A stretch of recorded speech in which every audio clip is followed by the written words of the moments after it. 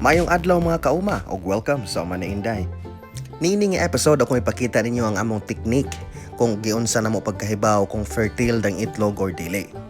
Pero before ta mo padayon, click subscribe ug ang notification bell para ma-notify pod mo sa mga umaabot na to nga mga videos. Ang process sa pagkahibaw kung fertile or dili ang imong gi-incubate nga itlog kay gitawag na siya og candling. Kini pagahimuon kada usa ka semana sulod sa 21 días. Hangtod nga mga pusa ang mga itlog ug mahimo ng piso. Sayon lang kay ni siya mga kauma. Kung inyong mabantayan, among gipalong ang suga namo sa sulod sa balay.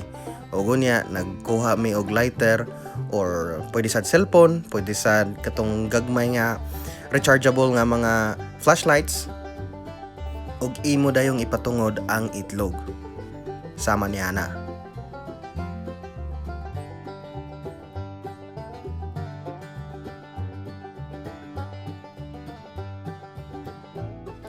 So mailhan nimo no kung dili fertile ang itlog tungod kay yellow og color ug walay sulod ang ilawom tanawa. Oh. Clear kayo og yellow ang color. So meaning nga na wala siya sulod, dili siya fertile. Kung makita ninyo ingana, kuhaan lang ninyo sa inyong incubator unya pabukali kana. Sa laing bahin, mao pod kini ang inyong makita kung fertile ang inyong itlog. Dili inyong itlog, ang itlog sa inyong manok.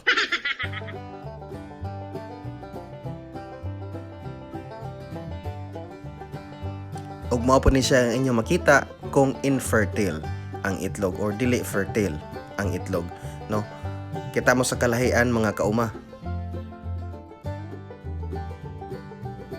O kung ganahan po mo tan-awon gid og maayo no, ang usa ka fertile nga itlog kung imong dugayan og flashlight, makita ninyo ang movement sa piso sa ilawom. Tanawa.